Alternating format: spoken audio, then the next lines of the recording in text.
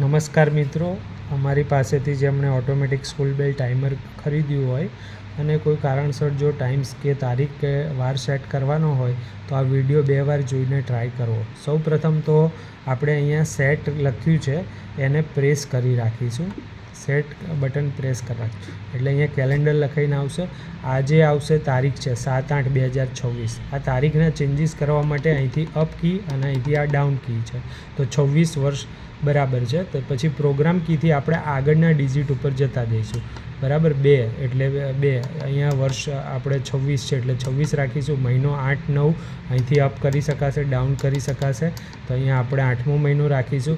12 હોય તો અહીંયા 1 અને 12, 11 હોય તો બંને એક એક લાવવાના અને આ પ્રોગ્રામ કીથી આગળના ડિજિટ ઉપર આવશું.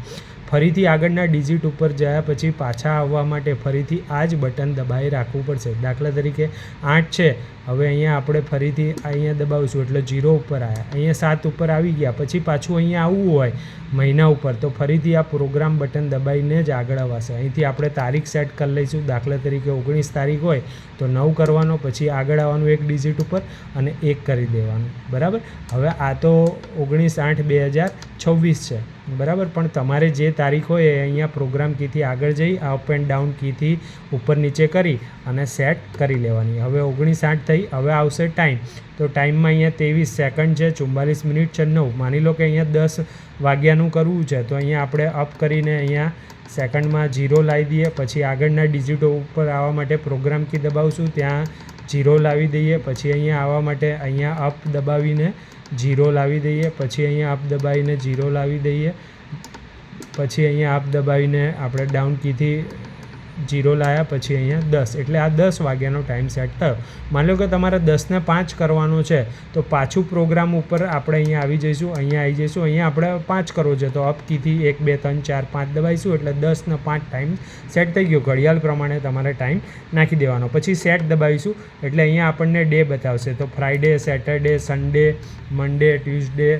બરાબર છે. આ ડે સિલેક્ટ કરવાનો. તો આજે શુક્રવાર છે તો FR સિલેક્ટ કરી લેવાનો.